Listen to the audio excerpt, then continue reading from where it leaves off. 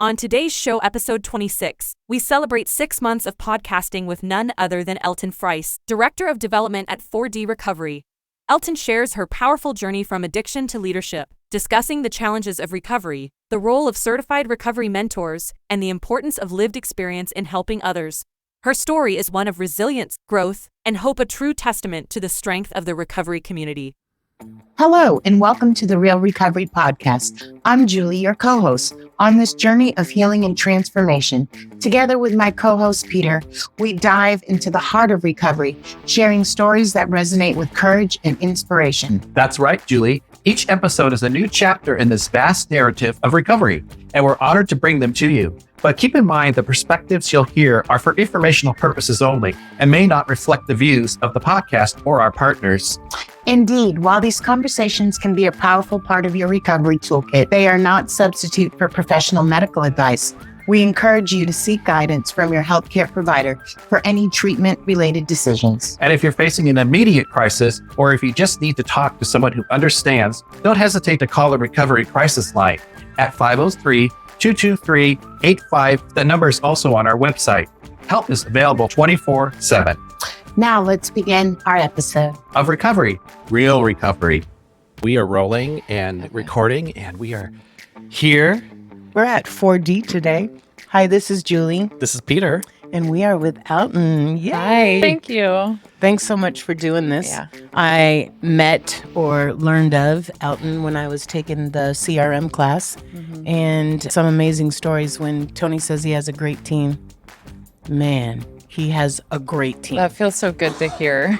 It's true, though. It really is true. The people that we've met have been amazing. And for really people sweet. who may not know CRM, what is that? Certified Recovery Mentor. Yes. What is, and maybe you can speak to that. What is that? What does that So mean? a certified recovery mentor is someone that can offer lived experience to the people that they're serving. And so with us, a certified recovery mentor means that our mentors have lived experience in navigating recovery from drugs and alcohol. Okay. And they help other young people or other people do the same. Yeah. Cool. And so you here, what is your position? Oh, that's a good question. Are you a Okay. CRM? I have my CRM. I have my CRM too as well. For 4D, I've worked a lot of different roles actually, and it's a pretty cool story. But for 4D, I started as front desk on MLK, where True Colors is now. That used to be 4D. Oh. And that was the OG 4D. There's one more that was the 4D, but that was the other one. I worked there. I worked the front desk for, 5 days a week from like 3 to midnight, literally 3 to midnight, because we had Night Owls AA meeting at 11 p.m. I don't know if you're familiar. I am. Yeah, it's a long time meeting. And so I'd stay there until midnight. And then I was like an events coordinator where I would throw or plan the events that were happening at the center. And then once I had 2 years of recovery, I became a mentor, and I wanted to mentor so bad. So I couldn't wait to get my CRM and work with people. And then I became a mentor. I did that for a while. And then honestly, I've just worked really hard to keep pushing up. And I've worked some supervisor roles into a regional role for Clackamas County. I oversaw that expansion out there. The last year, I've overseen the Washington State expansion. I love That's that. cool. Yeah, so I'm from Vancouver. I'm from Ridgefield, but Vancouver area. And so I had like personal connection to 4D being out in Vancouver because there's nothing out there like. And so I wanted to oversee that, and I had been working on that the last year. And now I'm in a different role.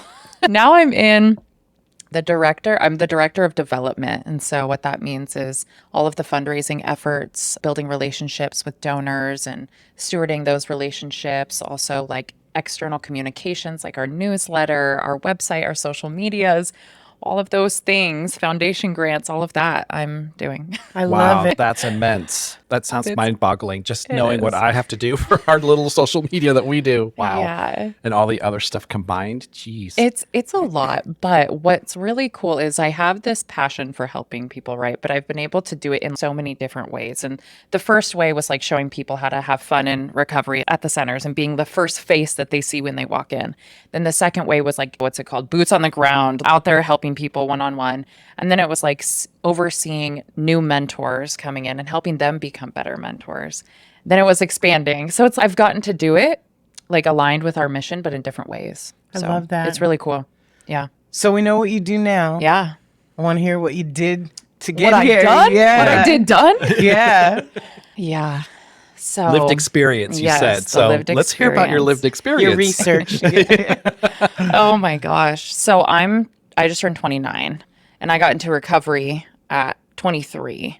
And so the crazy thing is, How lucky are you? I know, right? I got sober at 32, and that's young. That is. I love it. I know, it's crazy. 23 is amazing. It's crazy. Something I did not believe was a real thing, that's for sure, because I didn't know any other 23-year-olds getting clean. But what's just mind-blowing is that I did a lot of wreckage in such a short period of time, and that by 23 I was ready to get my shit together. So I think similar to a lot of other people's story, I don't know, but this is what I've heard. I started fairly young, and it was like that, what do they call it, experimental phase. Maybe it wasn't experimental for me. Maybe this was just the beginning. Like started smoking weed, drinking, like taking Molly and stuff at 13 or whatever. And for me, it just progressed so fast. It progressed so fast. And when I was driving today, I was thinking just about the journey and my story and stuff. And one thing that's been similar throughout has been I always wanted to run with the cool people. And I always thought like the cool people were like the ones doing this kind of stuff, partying, sneaking out, like just doing, I don't know, shit that gets people in trouble at a young age. I've always been like fairly mature. And so I've always hung out with older folks anyways, older people. And that got me in trouble early. Older boys, my cousins, we all were similar in age, but they were a little bit older than me. So I always wanted to be with them. I wanted to be them and cool. I thought they were cool. So I ran with them and they introduced me to people who were older than them. And that just like really introduced me to drugs and alcohol, sneaking out parties, all that shit at a young age. I think I desperately just wanted, and I hear this in a lot of people, I desperately wanted to fit in. I wanted people to think I was cool, desirable, smart, funny. I wanted to be skinny and attractive, and those substances, those people, those parties did that for me. And it really genuinely did. I felt a part of. I felt like I had a community.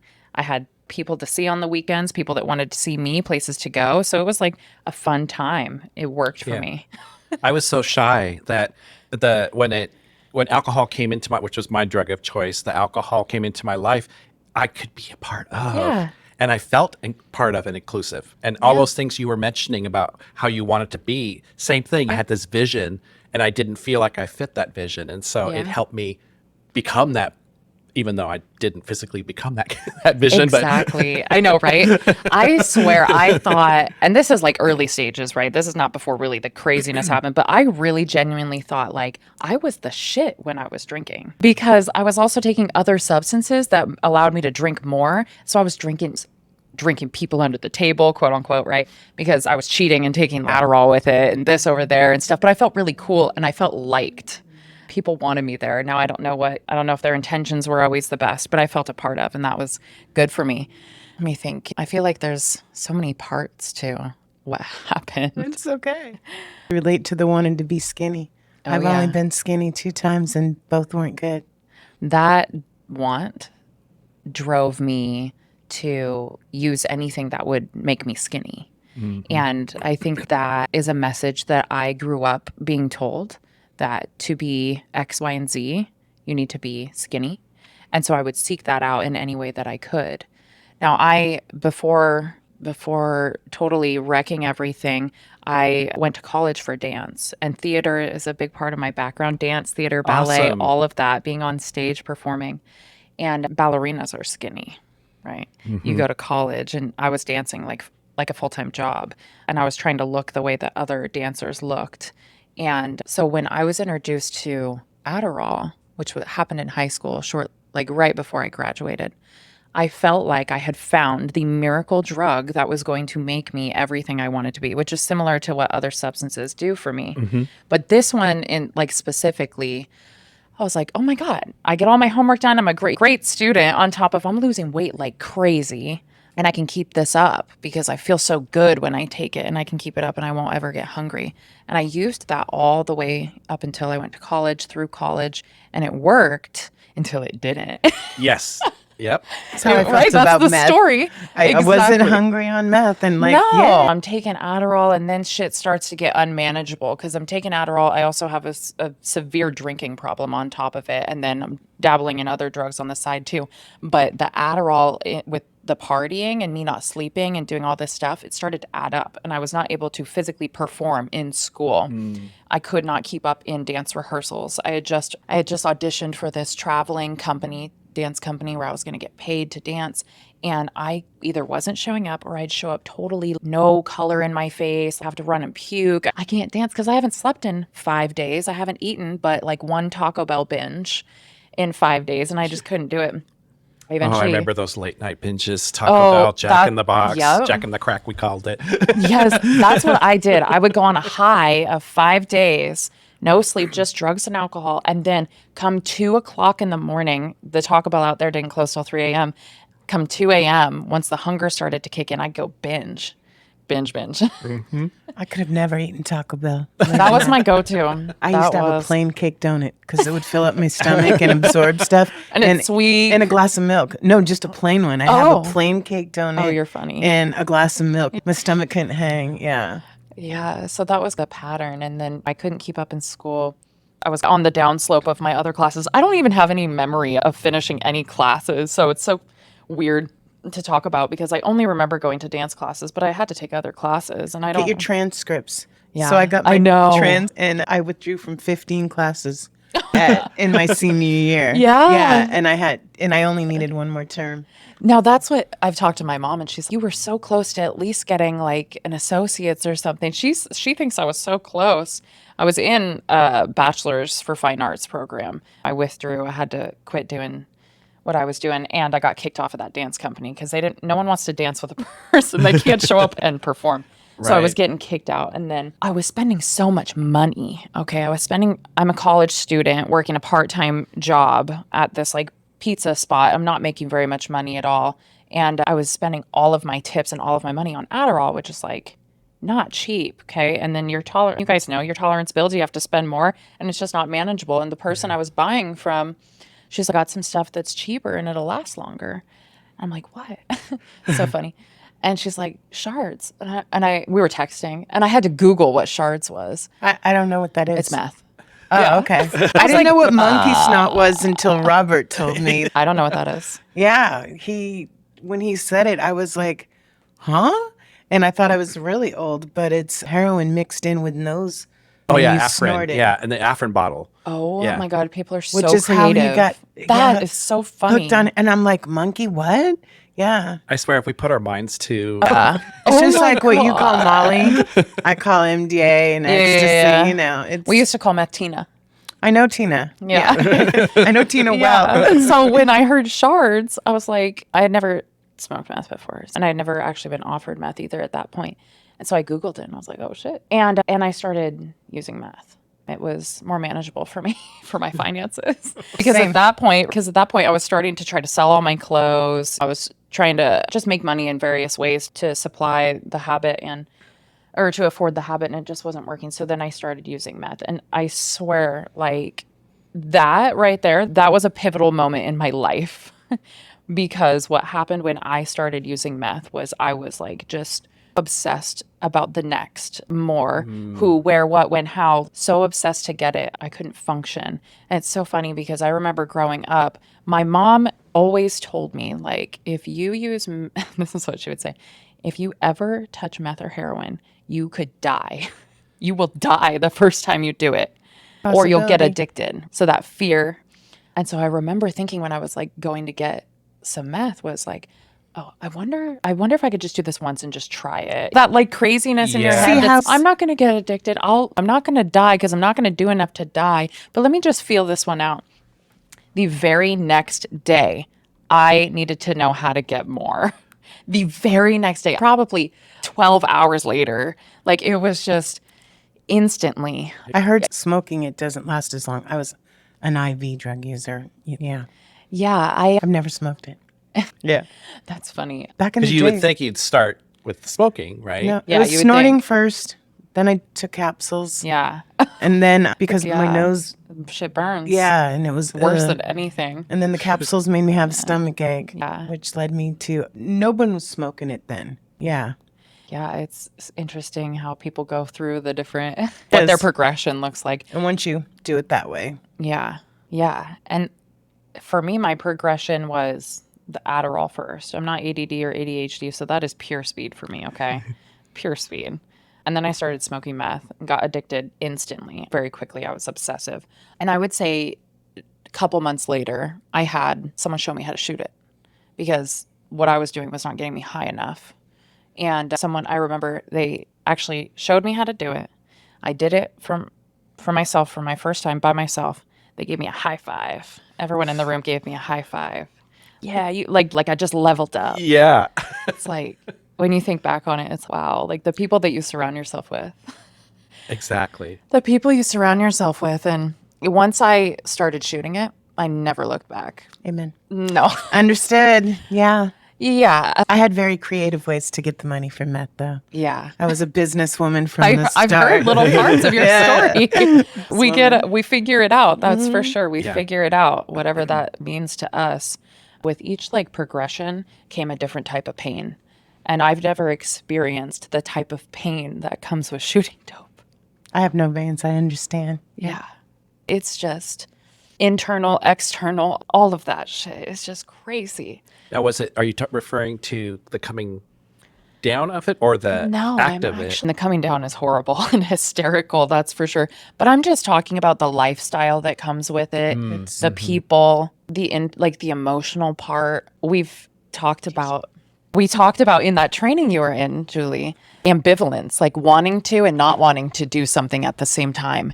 And I usually share this in the training, but like for me, ambivalence at its finest was when I was looking for a vein and completely hysterical because I can't find one, and also crying that this is not the way I'm supposed to be living. Like, I don't want to do this anymore, but here I am still doing it, wanting to and not wanting to at the same time. And yeah, it's just, my journey never went up really once the progression started in addiction. Yeah. Like, it was all like with each new step came a different depth. Right. Yeah, it came a different depth. And so once I started learning how to use IV, I just hit the ground running. My story is like very much in and out of treatment, detox. I went to jail, DUI stuff, moving states and trying to get sober. And it just kept getting worse. It kept getting worse. And I didn't know anyone my age sober. I did not know anyone my age sober in my hometown in Vancouver. I knew people my age getting loaded. I knew a couple people from high school that started like using heroin and stuff that I would run around with, but I didn't actually know anyone that was like in recovery. I would go out to California and stuff, and that's where I would try to get clean, was California. I'd go out there and I'd meet other people my age and stuff in treatment, and I would do really well in treatment. I excel in a structured facility. Same. Yeah. I do great. When you get out of treatment and staying sober. Exactly. You have to change everything in your life. Exactly. Every time I got out of treatment, I relapsed. Every single time. Because I didn't know how to do life. I could do treatment. And I could even BS my way through treatment. But I genuinely didn't. When I was in treatment, I always had so much fun. Met new people from New York. Like people all over the United States. Had so much fun. And I was told, but then when I would get out, managing emotions, conflict, old people, places and things, triggers, all of that, I just didn't know. I didn't know what the hell to do. And there was no path after, like treatment just was like, oh, you graduated, you're done. Is that how it was? Yeah, that's typically how it was. Now, that's how it was at the beginning. And then I did like transitional housing. And then I've done like some outpatient stuff with transitional housing. But typically it was like, once that part was over, which is what you just said, I don't know where to go from here. Right. I don't know what type of job I should be working or what type of people I should be with or whatever. It's real. It's absolutely real. And I was lucky. I had to give a polygraph test from my parole officer, and one of the conditions was I wasn't allowed to hang out in certain areas I never participated in anyway. And I went to 7 treatment centers. Yeah.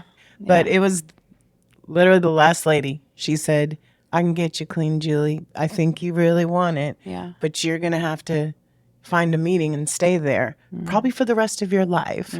And she wasn't lying. And the next day, the parole officer said, I need you to get this slip signed 3 times a week. It was like probably the best thing that ever happened to me. And you'll be taking your polygraph test in 6 months. Yeah, that's a blessing for some people. Honestly, for sure. I didn't think of it that way until I went to IOP. I was always ashamed, especially being in the corporate world. Now, after seeing people, I know it was the timeout needed. Exactly. And thank God I went. I think if people think back to their worst thing and flip it, look at your career and all the things you've done. But I think you have to get to that point.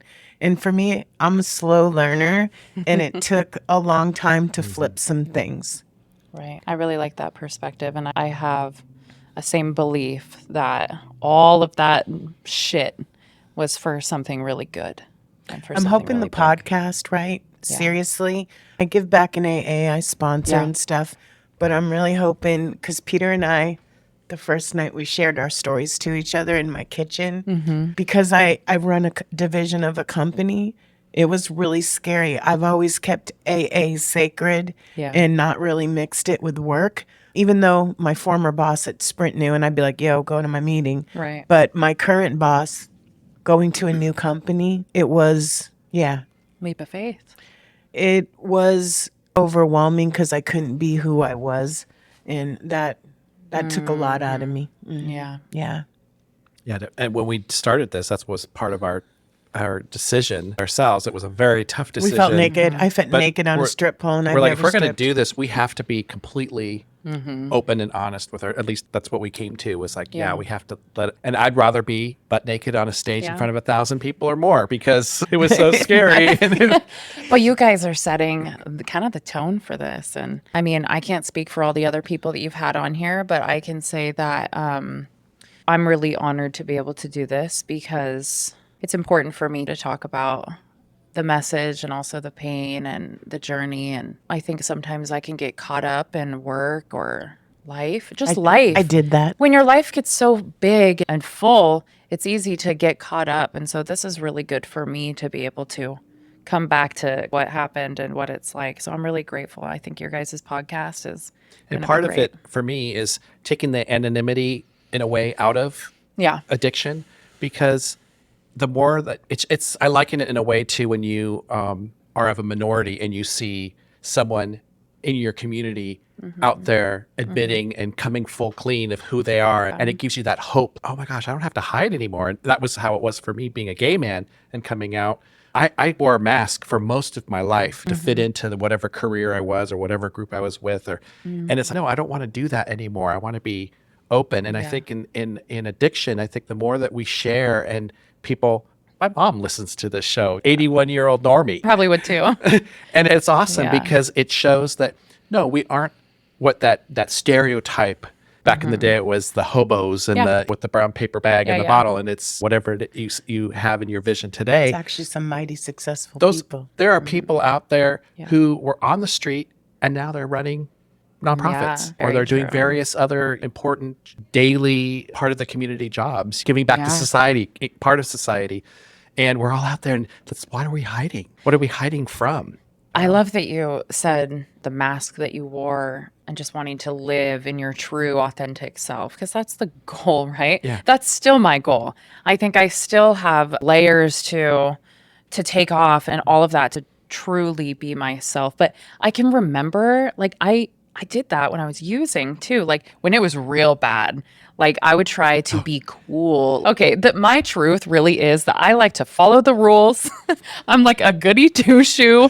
Like I grew up that way. Like I'm not really truly a criminal. Like it makes me uncomfortable to break the rules, to hurt people. That is really who I am, okay? So when I'm using and I'm like trying to be someone I'm not, it's so obvious. And I remember I was with this girl, and I want to get into this part of the story too, but I'll just touch on this for a second. I was like living with this girl, and this guy was popping in and out of the place too. And they were like, oh, we're going to go come up. And I'm like, oh, okay, I want to go too. What's the plan? What's the plan? And they were going to go check cars, see if any of the cars were unlocked, whatever. And they're like, no, we don't want you to go. You don't seem like you'd be good at it. Because I'm genuinely like, I'm like clumsy. I'm not street smart. Okay. I can use drugs. I know how to use drugs. Right. I don't know how to be a criminal, and I don't know street smarts and all that. So like, they really know, like, this isn't you. And I wanted to do it. I wanted to do it to be a part of, but they like Right. genuinely could see right through me. And it was just like, I remember that because I remember feeling embarrassed. And I remember feeling like, oh God, and even in addiction, like I'm not a part of. But so that's just funny you brought that up. But like I mentioned, like once I started using needles, like things got worse so much faster. And I was also so much more willing to do what it takes to get to the next step or next fix. And so fast forward, like my heavy using career was out in California. And it was out in California. And where I ended up was I was homeless. And I still have my car, thank God. Not that I had any gas in it or anything, but sometimes this chick would give me like $3 to take her to her boyfriend. But I had my car, and I somehow, oh, I know, this is the Tina story. Okay, so I learned this in treatment. And treatment can be sketchy sometimes because you learn new things about how to score and who to score Right. with and stuff. And so I learned in treatment that in California where I was at, you could get on Craigslist and you could type in Tina Turner tickets, okay? And that all those sales that pop up are crystal meth. Really? Yes. Yeah. It's fucking crazy. Okay, I saw shit in California I've never seen or heard before in my life. Wow. But one of them was this Tina Turner ad on Craigslist. And so someone told me that. Sure as hell, it was there on fucking Craigslist. Call the number. I meet some dude in this hotel. And that was the day I relapsed, actually. I had some stunts of being sober. So he was like, what are you doing in here? Because I didn't look all fucked up yet. He's like, you're here to whatever. But through him, I was introduced to this chick that had a storage unit. She was homeless. She was a heroin addict, and she was shooting dope, and she was living in this storage unit. And he was living with her in this unit too. And so he introduced me to her. Fast forward just like a couple weeks, I get kicked out of my sober house because I'm using, and luckily, I know these people that have a storage unit. Surprise, I'm moving in. The penthouse, moving on up. Yeah. Surprise, surprise, here I am. So I informally moved into this spot, but it was nothing fancy. That's for sure. I would call it a abandoned shack, okay? It was not like the orange door, like all the same looking storage Like the unit. public storage Yeah, unit. no, oh my God. And I was actually in a row of all the units in that row people were living in. And there was probably 6 just in that row. But we were all homeless and we're all living in them. And there's no windows in storage units. There's no toilets in storage units. There's nothing that is livable in a storage unit. No And then running you water. no running water. And then you add a bunch of tweakers, heroin addicts, people using needles. We had dogs in there. 2 dogs were in there. And then you've got just the constant rotation of new people coming in and out. People that are on one, looking for someone, like just unsafe. And so we were using the bathroom in a bucket inside of this storage unit. And no one was taking that bucket out, okay? And yeah, it's disgusting. I can only imagine the smell. Yeah. Hot in California. And it was hot. And I was homeless in the summertime. Oh, jeez. So it looks like this hoarder's kind of tweaker version unit. And there's like dogs running around and there's needles on the ground and people are passed out. And then this other guy's like tweaking on something in there. And it was just crazy, but it was like ideal for me because I'm using drugs and I have nowhere to go. So that's where I was living when I was actually like stationed somewhere. And I just remember my hair had started to mat. I have really curly hair. So if you don't shower, if you're homeless, you got curly hair too. I didn't have anywhere to shower. This Get a chick, fro. yes, Yeah. the chick that owned the storage unit or was living there, she didn't own it, but the chick that was living there, she had a Planet Fitness membership. So I remember I showered one time. I got to go with her one time and I showered. And that's the only time I remember ever showering while I was out. And so my hair's getting matted. I'm running around for a long time in just an oversized t-shirt and these one flip-flops. And my feet started to look different. And I always tell this story because it was like something I really remember looking down at and not recognizing myself because things were starting to grow on my body and look really fucking gross. Wow. My feet looked different. Okay. And I remember being really embarrassed and ashamed of that. And I don't know what was going on. But if you're barefoot on the street, shit's about to happen eventually. And when I got into recovery and I got a pedicure when I was in IOP, I cried because it was like, it was emotional. I was embarrassed, and I just remembered what my feet looked like. You're talking to the pedicure master, Peter.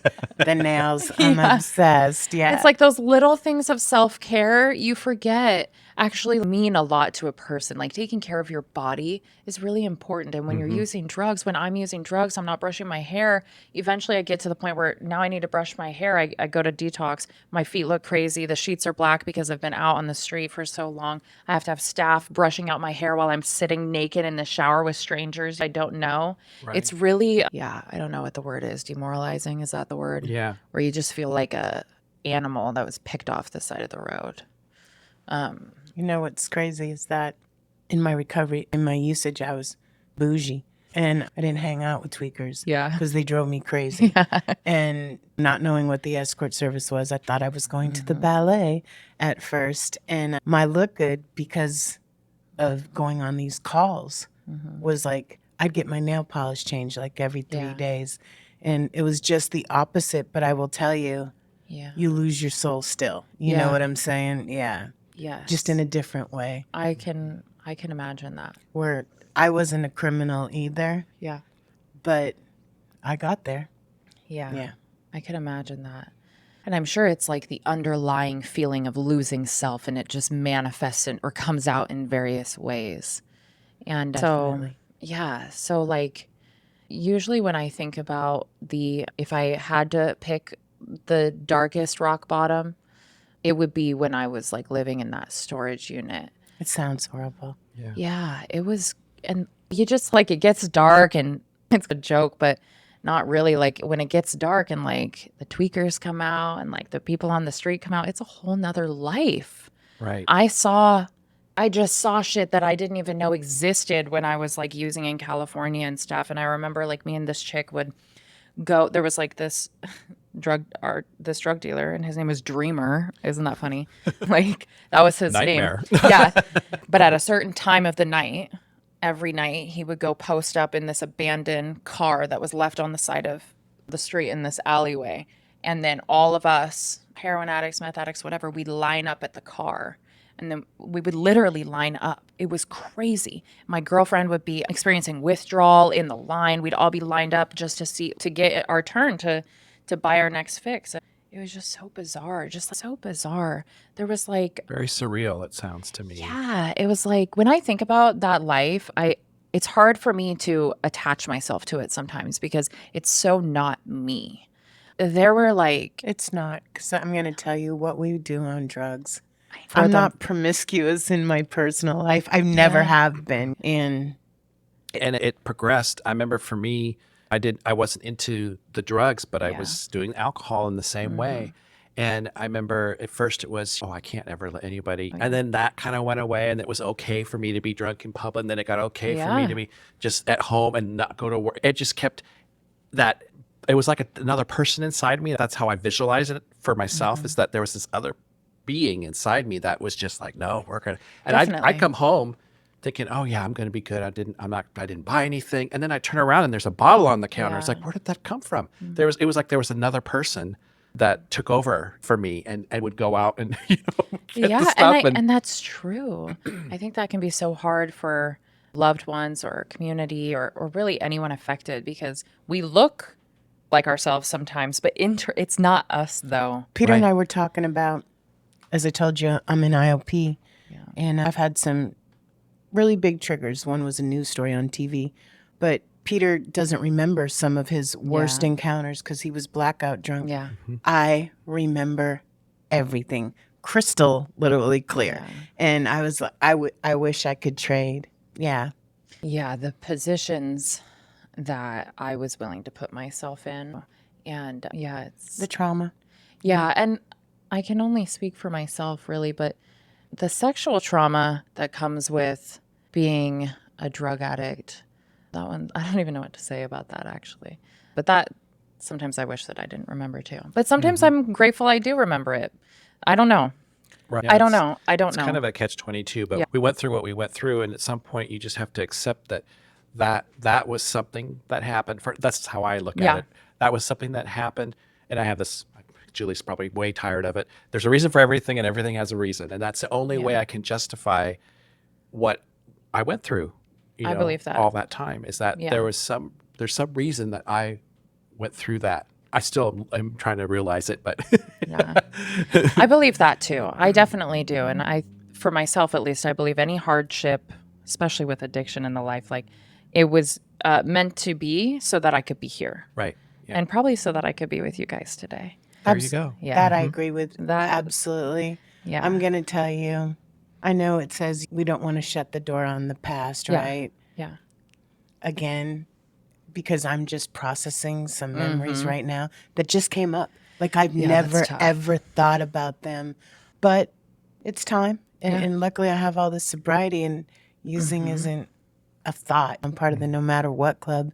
And I know that sounds cliche, but I've been through so much, and I've been through more in sobriety than I have in my active addiction. And I went through some shit, but I know from going through all this stuff, one, I just grow each time and I become stronger each time. And this time I'm going to be, and I'm getting there mentally, where not ashamed. Yeah. You can't fuck with me. Yeah. I'm going to be the badass Yeah. that I've always been in other ways. That I've had, It's humbling though. yeah. I've had memories or experiences that I didn't know existed come up later. And something that I think a sponsor told me, or something I just remember being told, was that like our bodies, or my body knows when my soul is ready to handle the next thing. And so probably when I started remembering certain things, it was because my soul was ready to take that on, and my higher power knew that it was That's what I time. believe. And I want you to know Yeah. that things, like I called Peter the night the news story was on the thing, and I'm like, bro, Yeah. like this is fucking me up. And I hadn't dealt with really anything from the escort service except for prison, and never had to deal with a client. Never, like in all this time, 30 years. I'll be out of prison 30 years in October. And this story just, yeah. It brought it all back. It brought it all Yeah. back, and it's the first time I've ever dealt with any of those memories, because I didn't want it to define me. I'm going to Yeah. be successful. I'm a successful bitch. I'm in recovery. I'm a good parent. Yeah. But I agree with you Yeah. that God only gives you what you can handle when you can handle. And for me, I needed all these years of sobriety and recovery to be able to get to this point. Yeah. So I know for sure. Because otherwise I couldn't have done it, I don't think. There was a time in my life that was to be a good parent and work. And then there's a time in my life where my career was really important and to climb the corporate ladder. But I think this time in my life, it's not about how much money I make, what title I have. It is about taking care of Julie for the first time in a different way. Yeah. Yeah, I think for me too, with what the memories and the stuff that comes up, Yeah. it's what you do with it. What do you do with that? And that's half the battle for me is, okay, so now I'm remembering these times, or this memory has come back to me, or I run into somebody from the past. So what do I do with that? And I still try to figure that Oh out. my, yeah. It's a continual thing for me. It's so true. My brain's going so many different ways because you both said so many good things. But God, not letting your past define you has been a journey for myself, especially. And what am I going to do with my past, which you just said goes along with that. But yeah, that's a struggle for me, because sometimes my past just is in my present. People, places, things. That's why, even though I went to the mentor class, Yeah. I call them the front line. Yeah. It's not for me. Yeah, I have a hard time with that. I have a hard time with people in active usage. Yeah. It makes my skin crawl. It's hard. It It's makes me hard. like almost get a stomach ache. Yeah. Yeah. It's hard work, especially, and I feel like if you get into this field, it's because you're passionate, you care about others, and you want to give back. I think that's generally what I hear. So if that's you, this work is hard because you have empathy, you are doing your best, and people are dying, people are struggling. You're there meeting up with them when they're like heartbroken and in a lot of pain, and not everyone comes back, not everyone makes it, not everyone stays with you, and it's hard work. And I personally really felt the pain of others when I was working as a I mentor. would too. Yeah. And so like I would come home and there were some engagements with clients where I would get in my car and just sob because you want everyone to get it. And I'd work with It's not the statistics. Oh my God, I know. And I'd work with women who were jumping off of buildings in a psychosis, were getting the shit kicked out of them and calling me or couldn't stop using. And so it was like, oh, fuck, because you see yourself then there too. Yeah. I'd be sitting in a motel room with a client who's coming off of meth, and we just got to make it till 3 p.m. so she can go to her detox appointment, and she doesn't fucking make it there. So it's hard work. I have so much respect for anyone that does it for an extended period of time because it is fucking emotional. I can see, like, some of the people we've talked to, I can see where you'd want to do it for the foundation, but also where you'd want to grow out of it because it would take its toll. Oh, yeah. And that's what it was for myself. I loved working with people and felt like it was my calling at the time. But then I just for my own mental health, Absolutely. I wouldn't be able to do that for a long time. I just care too much. Yeah. And there's a point where you have to where I had to do a self-analysis. What kind of emotions am I taking home with me? What kind of boundaries are affecting me after work hours? This isn't my recovery. So how am I taking care of my recovery on top of working in recovery? No, Hard. that would be a hard line. Yeah. I'm lucky. I had a child focused on that. Never seen me do a drug, so amen. That's amazing. That really is. So I like to give back in other ways now, which you guys have seen. Big time. I think teaching Yeah. and getting other people for the front line, Yeah. it's just like AA and sharing It your is. message and hoping to touch someone. Yeah. And I think I saw some people in our class, and being a longtime member of recovery, I'm wary of Yeah. you at 6 months sober going into that. I'm like, I could never. But it Oh, was hell really no. great to see. They want to, their heart's in the right place. Yeah. But me, I'm concerned about them. You know? Yeah, no, I would not have been able to do it at 6 months, that's for sure. Once I got into recovery, even though I started going to meetings, doing all of things. Yeah, expand on that because we left off there. Yeah, that's a good idea. Let's do that. Yeah. How did you get into recovery? I fast forward or rewind back to the car, right? We're waiting Right, at the car. yeah. That's what the daily life on top of all the other crazy stuff that goes with that same drug dealer. Okay.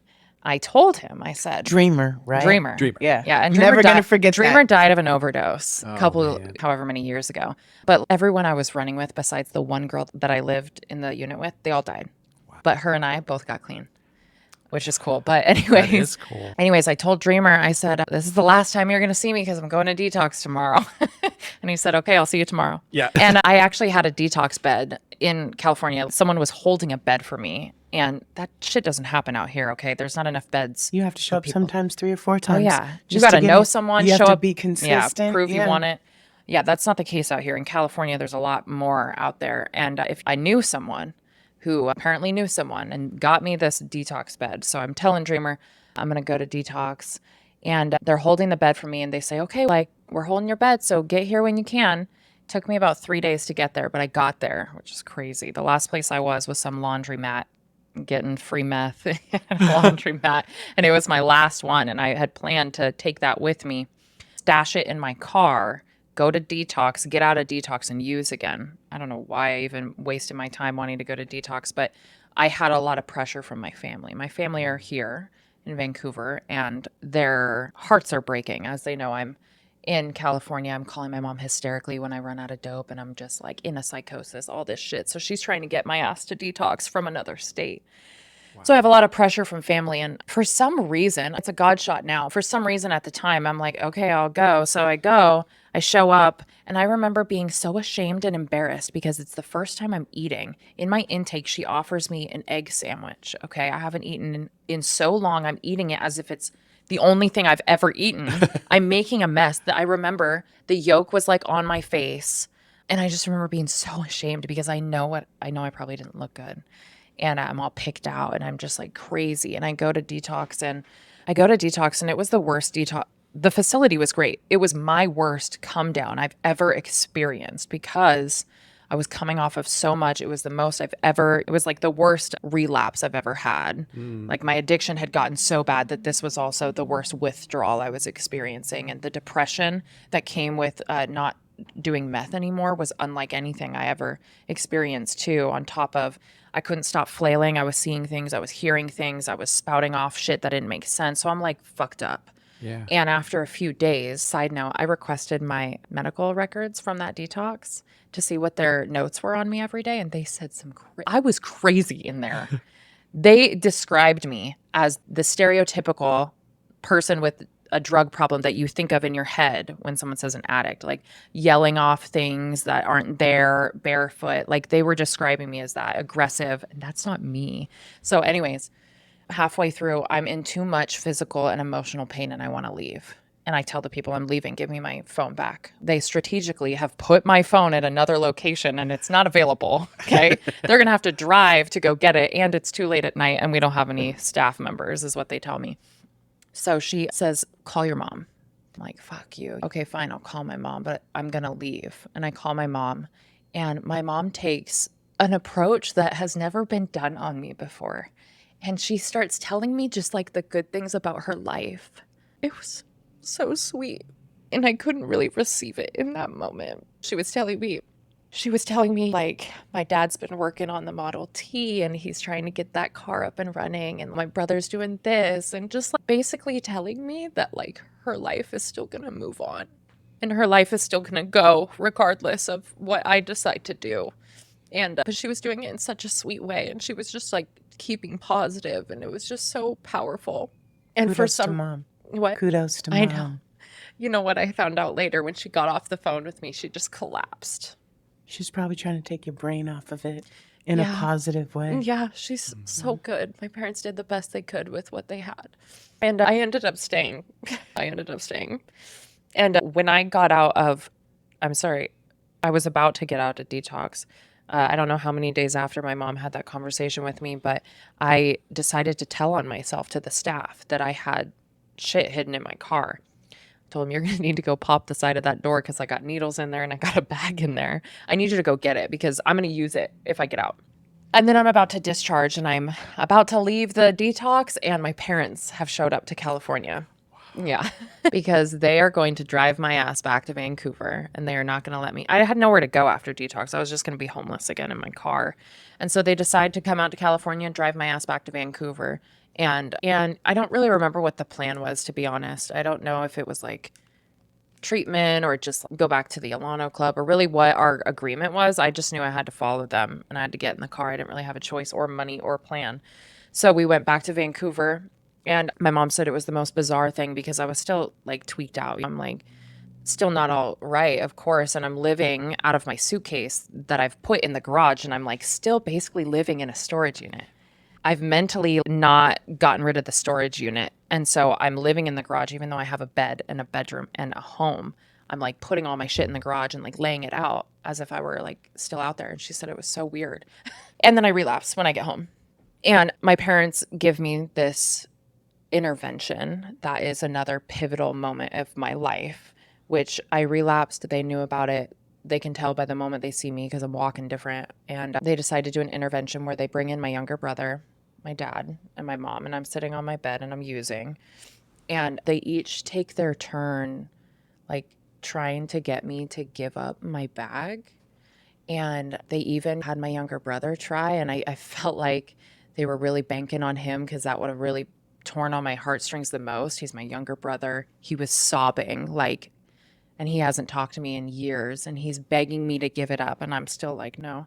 And I'm rocking in the fetal position on my bed because this is like my life in my hand and I don't want to give it up. And my dad says to me, just stop thinking Elton Ray. Just stop thinking. And I can tell like the way I remember it is like a bird's eye view. I feel like I detached from my body. Mm-hmm. And that's how I remember it was this bird's eye view where I'm this little thing and I'm like this. And he's saying, just stop thinking for a second. And then something happens for me and my family that I'm able to stop thinking for 1 second. And in that second, I give my dad my bag of drugs, which was the hardest fucking thing I've ever done in my fucking life. Yeah. Was give up that, okay? Yeah. And he ran so fast and flushed it, okay? He ran so fast and flushed it. And then from then, it was like, once I got over the being hysterical again, oh, fuck, why did I do that? Instant regret. From then, it was like this high came over me where I was so desperate to get into treatment. Like, I cannot have this gap of time in between today and getting into treatment. I need to get into treatment now because I cannot be alone. Nowhere would take me. No detox would take me because I was only shooting meth. It wasn't it wasn't like, what's the word? If you're coming off of Xanax and alcohol, that can kill you. Same with alcohol. But I meant alcohol, sorry. Oh, and benzos. And coming off of meth is not going to kill you. And so they had to prioritize who was coming in. And I was getting denied every single place. So then I was like getting angry. I'm like, do I need to fucking lie to you to get into detox? Yeah. Do you understand that if I don't get into detox or somewhere, I'm going to go get high? And who knows? So then I started lying.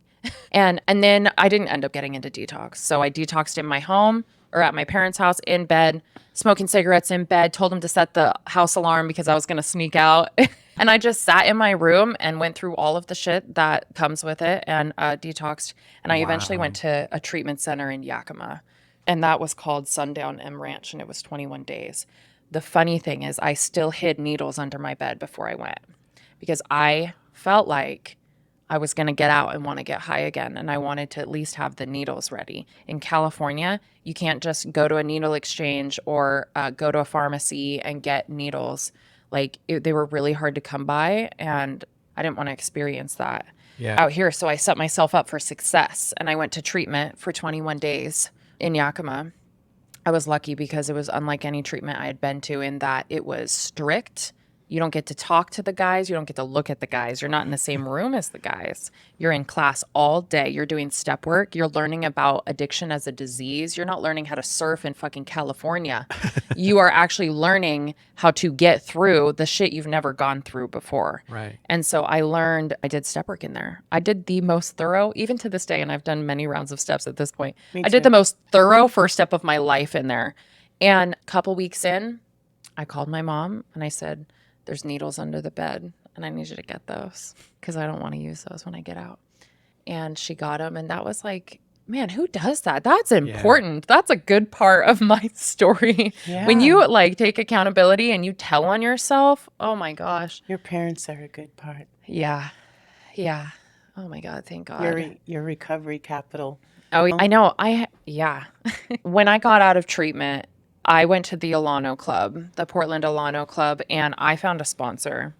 And she got clean at 29. And she had 32 years of sobriety when I heard her share. Yay. And she talked about her daughter who was a heroin addict and who was currently out on the time. And she was crying about her daughter in her share. And for some reason, I was sold on that because I heard my story in her daughter's story. And then I also had this connection to her being a mom of that daughter. It felt like something that was close to my heart. And so I asked her to sponsor me. And she took me through the steps, through back to basics, like old school text. So we did the steps in 4 weeks. And it was like quick relief. I needed quick relief. I needed something to keep me around. Right. And then you do them over again a little bit deeper. And then you do it over again a little deeper. And that's what we did. And I went to the fellowshipping things after the meeting. I did the sober karaoke. I did the going out to restaurants after the 5:30 with people I don't know. And it was like hard. We play bingo in the park. Yeah. See, I didn't want to do that. I'm a bingo badass, just so you know. Like, it's serious for me. I love it. It's pedicure money. Exactly. I had to do that. And that was really hard. I'm grateful that like at that time I had found out one person that I knew was like at the Alano Club. And that really helped me because there was one familiar face I could count on, would ease my nerves to be a new person in Portland, like all of that. So that really helped me. But I did all of that shit. I didn't get a job until maybe a year or close to a year in recovery. I was grateful that I was lucky that I didn't have to. I got to move in with my parents. I did intensive outpatient 5 days a week when I got into recovery, and I went to a shit ton of meetings. I went to a shit ton. 4 years, 3 months, and 22 days without missing one. Oh my God, that is impressive. I did not do that. Look, I was just I told you I'm a slow learner. It took a lot. Yeah. I love that though. I really am a firm believer that there's so many ways to get into recovery and to keep in recovery. My way just happened to be AA. Every story is different. Yeah. I never been a drinker. Yeah. But my first NA meeting, someone was high in there. Yeah. And I was like, I'm getting the fuck out of here. Yeah. And I went to a gay men's meeting. Yeah. Yeah. It just, for somebody coming out of prison Yeah. and they didn't want to sleep with me. No, And, that's perfect. It was safe place. It's It was safe. And I exactly. trusted no one. Like you had Yeah. I didn't trust anyone. So they were Yeah. the first people I trusted. And it's really cool that you were like welcomed with open arms. I don't know if it was a closed meeting or if it was only a I didn't men's. talk about drugs for a long time. Our meeting's very open Yeah. now, but back then everybody talked about alcohol. Yeah. Yeah. And Yeah. it was the first place I admitted I had gone to prison. I love that. Yeah, it was like, Once you find your. and I figured if they loved me after going to prison, being an ex-cop and an IV drug user, that shit. Yeah. That's really cool. I know I will always say like my drug of choice is meth. I will choose meth over anything any day of the week. But I really did find my recovery and my healing through AA. I did. Same. I prefer, and I've done other fellowships, other step work, other books, texts, but I really just prefer it. Me too. Yeah, and that's. And I think that's so important that you say that, because for me too, you find where you're comfortable. Yeah. And if you're not comfortable, don't give up. Don't just go back to whatever it is. Right. Find Yeah. because addiction is common to everybody. And I know there's some old school. That's what turned me away was my first recovery meeting. They're very old school, and it was just alcohol, and it was Yeah. by the book, and it was just so strict. Yeah. And they're also very conservative. Yeah. And so I couldn't be my true honest self. And I didn't agree with that philosophy that, if you're a drug user or you have another addiction, gambling, whatever it is, no, we don't want you here. Why would you turn someone away? They're looking for help. And at the core of it, it's an addiction. That's what it is. So Yeah. I found a group that now I can be, they're my people, my tribe. Yeah, exactly. What also touched me was you're talking about your mom and what she said to you and in that conversation. And that was one of the things that I always was so stubborn about. I'm doing this to myself. I'm not hurting anybody else, so leave me the fuck alone. And little do you know, when you're in that state, how much you are hurting Oh, I know. others in your life, and they are affected by what you're doing. And in a way, it's if you don't do this for yourself, do it for your family. You know? Yeah. You have to do it for yourself, obviously. Eventually. But to Sometimes come to there's- that realization that, and it was long after I got into sobriety that I really had the courage to look back and see how much hurt I had done to so many different people, including my family, my immediate family, my husband of 24 years. For whatever reason, he's still with me after all that we went through, that I put him through. Because he's amazing. And I remember so strongly thinking, Yeah. what the hell? I hear it all the about? time. People say that all the time. Yeah. I really believed that I wasn't hurting anyone because I was just hurting myself. But I learned later on too, like just how much I was impacting my younger brother. I thought because I was in another state, I never asked him for money, I never stole his things, I never used in front of him or anything, that I wasn't affecting him. I probably affected him one of the most, like one of the strongest. And I had no idea. And so, yeah, people are affected in so many different ways. Even just knowing a person that you know is struggling, that's affecting you. Yeah. Yeah. And I like what you said about like, do it for your family. And Julie looked at me too, because I did it for my family. I got into recovery. I went to detox. I went to treatment because of an ultimatum and an intervention. Okay. I didn't want to do it. As you can see, I stashed needles for myself. Yeah. But what happened was I decided later on to stay for myself. So I did it for them. Yes. I stayed for myself. You And go. that's I what, love that. That's a Yeah. great saying. No, that's a the great same. way to put it. I went to Yeah. AA to get off parole. Only had 6 months until I got off parole. And on the last day, I'm getting off parole. And this guy, James, he's dead now, but and not of an overdose. He Yeah, died good, sober. good. But he said, yeah, maybe you should take the Friday secretary position. Yeah. And then I did the Friday secretary position for That's years. what those are for. Yeah. And it was, so I stayed and I made that. I would say that was my decision, but because I hadn't used much with my daughter, because I got off drugs when I was pregnant and I had only relapsed one time in between then. Yeah. But I didn't want to be high no more and I didn't want to be a bad mom. Yeah, and I love, especially in that CRM training, I love hearing from people like what motivated you to get into recovery, because people do it for so many different reasons. And then you hear what motivates you to stay, and then it becomes more personal to kids. I didn't want to, I didn't want to go back to prison as well. So many, It was, yeah. I didn't want to be homeless anymore. I especially didn't want to be homeless in an area I've never been homeless before, which was about to happen. I hear people, I didn't want my kids taken away, DHS, judge, jail, prison, health, like all of these reasons people get into recovery and then stay because their lives get better. Yes. Yes. Yeah. I've been lucky to see people come in and stay. Some of the long timers now, but I've also seen people get it together, and fentanyl's no joke now. Yeah. Yeah, it really is. I'm glad it wasn't around when I was using. Me too. I remember one time I heard someone ask me if I knew where to get it, and I didn't know. It's crazy. And now it's everywhere. I know. In everything, laced in so many different things. I know, it's scary. Yeah, It is. it It's is. the strongest drug they've ever had. I know. I'm ready to start having talks with the kids, even though they're like 13. I'm like, fuck, I'm just terrified. I'm just terrified. I think that's a good thing. Yeah.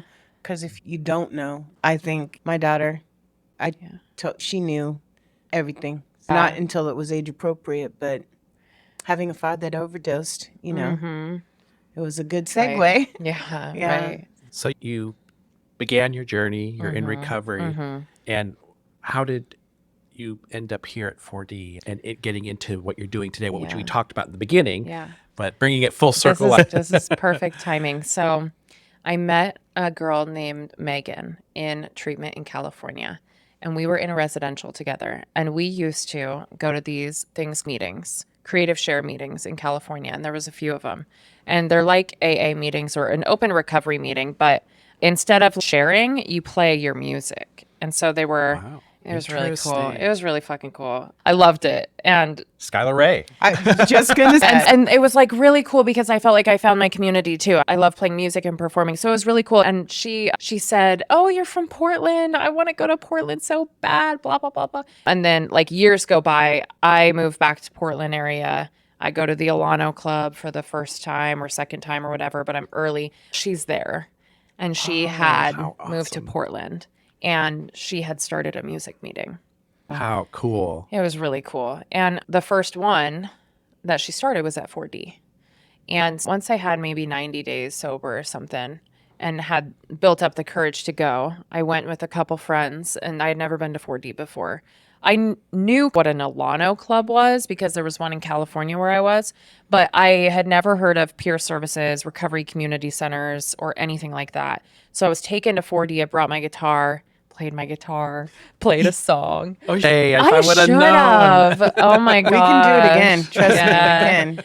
We can do whatever we want. That's great. I played a song there, and then I started going to that music meeting, not every week, but like regularly when I could. And a 4D staff member kind of scouted me out from this meeting, and she approached me in the back when I was smoking a cigarette. I don't smoke cigarettes anymore, I'm proud to say. Amen. Yeah. But she scouted me out and she said, "Hi, I'm so-and-so. I work here, and I was wondering if you would want to sing at our fundraiser gala in October."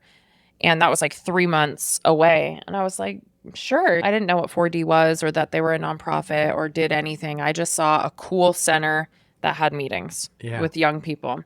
And so I went to this fundraiser gala, and that one's called Gratitude Night. And I performed. And while I was there, I got to watch the program too. And I was like, holy shit, like this is really cool. I'm working at Michael's Craft Store at the time. And I'm like, wow, I would really love to do something more with my time. Yeah. And so I reach out to whoever, and I'm like, "Hey, how do I work here?" Tony calls me, and he's like, "Hey, yeah." So he's really, you got to volunteer to work here. Like that would be the way to get your foot in the door. Show up, start volunteering, come to our events and stuff. And that's the way to do it. Now we've grown so much since then, so that's not really the way anymore. But at the time, like you volunteer, and then if there's a spot, like you can apply. And then COVID hit. And I was working at Michael's still. I was doing like online delivery stuff. And then I lost my job. And I tell myself, like, in 6 months, I'm going to be doing something different. And I did like 3 more interviews with Tony and someone else. And finally, 6 months later, I get a job at 4D. And I'm working front desk. And that's where it all started, you know? You know, there was my CRM class. Yeah. Who works the front desk Yes. at Clackamas. And that is the way to start your journey at 4D. That'll be the story you hear from a lot of people. If you weren't a client, because we hire a lot of former clients, that's the cool thing is you're a participant, you get services from 4D, and then you build your life up, and then you become a mentor and I you start love working that. here. Being a participant or working at front desk is really how it starts. And you hear that a lot. And when I sang at Gratitude Night for the first time, I was celebrating 1 year clean. It falls around the second or third Thursday of October every year. And so every year it lands right next to my sobriety birthday. Last year, they did the special appeal story on me.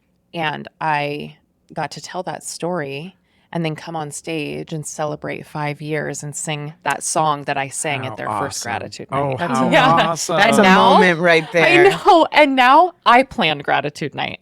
That's my role That now. is so fucking freaking amazing. awesome. Isn't that crazy? Like, if I look back at everything that's ever happened, I really, like, to my core believe that things have fallen in the exactly right place. In the exact, is that what you say? Where it's In the supposed spot to be. it's yeah. supposed to. Yeah. Yeah. And you Amazing. just don't know while you're in it.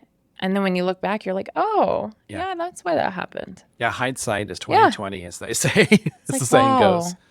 And That is it's so true. good. Yeah. But again, it's like baffling in a way. Like, how could this know. happen? But what's so cool is that by sharing that, Yeah, inspire others to exactly. take that same journey or start that journey or Yeah, continue you that just journey never wherever know. you're at. You just Yeah. never know. In my experience working here, even, of course, there's going to be times where I feel frustrated or whatever it might be. Like, should I be doing something else? Is this right for me? But it has always worked out for me here. Always. You just never know what can happen. And that's something that I'm still like reminding myself on the days where I feel like I'm not good enough, like I don't deserve this, like I shouldn't be where I'm at. I'm going to tell you, I'm a pretty smart girl, and I think you're exactly where you're supposed to be. And from a professional point of view, I was telling Peter, she was in class the most organized, the most on it. Yeah, that. I did say that. really Trust me, sweet. I know. From running a company, yeah, I can see bullshit a mile away. Yeah, from all my Transferable experiences. Yeah, I love that concept of peer mentorship because no one knows better and no one can see what the other person's going through Hard job, though. and be able to pinpoint it and say, I know exactly where you're at. Yeah. I know what you're going to do next or say next. Yeah. It's that clear to me because I was there, right? Right. I'm going to tell you that literally, it's a joke. Jar. I think you're so courageous. Yeah, like Thank you. I don't know that I told you. I went through the mentor class knowing Yeah. I was not going to be a mentor. I wanted to understand it, especially since we had done some stories and whatnot. Yeah. I believe in 4D. I believe in the stuff they're doing. So that's easy for me. I believe in GTD Yeah. because I was there Yeah. when he first took Daniel running. And Fora is another one that I really Yeah, that and we I talked to. wicked believe in True Colors. I have True a lot Colours, of yeah. peeps there. But that's the point in our podcast in doing so many people. We just want them to know like all the different places. And it might not be that you're sober and you make it into AA. Yeah. It might be that you need a mentor just to get in a detox every morning, you know? Oh, yeah. And I utilized medically assisted treatment, outpatient therapy for my own just mental sanity, not just SUD. So it was like a lot of things in addition to AA, but a lot of those other recovery pathways that I had to hold on to and do to be successful and not pick up. Yeah. And like we Yeah. talked about earlier, I'm in therapy now. I think that there's so many different phases of recovery. Service work makes my heart feel full at any point in time. If I'm depressed, anxious, whatever, go to a meeting, a good one. Zoom host, whatever. I Zoom host like crazy. I fill in every time they ask me just because it keeps me humble. I want to thank you. Do you Yeah. have I was just wondering, is there anything that comes to mind? This is your any time parting to- words? My burning desire. Yes. What's Other than an air conditioner in your office? Yeah. I guess one last thing that I don't know, just like depending on who's listening, really was just like I just like held on. I just held on. I mean, in AA, that like saying of like the obsession was lifted, like that took time. Me too. And like I went to sleep obsessed. Like I would look up videos of people using to get like the secondary high, and I would look for veins as a sober person with a flash. Like I was doing like crazy things to try to feel that feeling again. And I was like, when the fuck is this obsession going to be lifted? Right. I couldn't get my blood taken. Yeah. Without vomiting on the nurse. But it took time and it happened. And so maybe there's a new person listening that's like experiencing the, oh my God, I'm at 6 months and I still don't feel it. It did for me. Other than that, my life is really full today. My life is full. And I don't just mean like I make money and I work now. Like I have relationships that are meaningful to me and I put energy into those to keep them. I show up when I say I'm gonna. I have a relationship with family and my partner, and I get to be a stepmom. There's so much more that I get to do today, and I don't miss it. Exactly. Yeah. Look, There is hope for you out there. Yeah. And my worst day sober is better than my best day using. It really it is. is. Yeah. I agree. So I'm really grateful. Thank you so much Thank for you. being on our show and being so Thank you so vulnerable and much. open. That was and, good. That's really appreciate it so much. Really thank you so much. This is Julie. And Peter with the Real Recovery Podcast. Thanks for listening. Thank you. That's a wrap on today's episode. Thanks to each and every one of you for lending us your ears and hearts. Your engagement is what fuels our passion and keeps this podcast thriving. We cherish the moments we share here and hope they resonate with you, whether you're on a daily commute, at the gym, or just taking a moment for yourself. Make sure to head over to our website at realrecoverypodcast.com. While you're there, subscribe to our newsletter for the latest insights and uplifting stories from our community delivered straight to your inbox.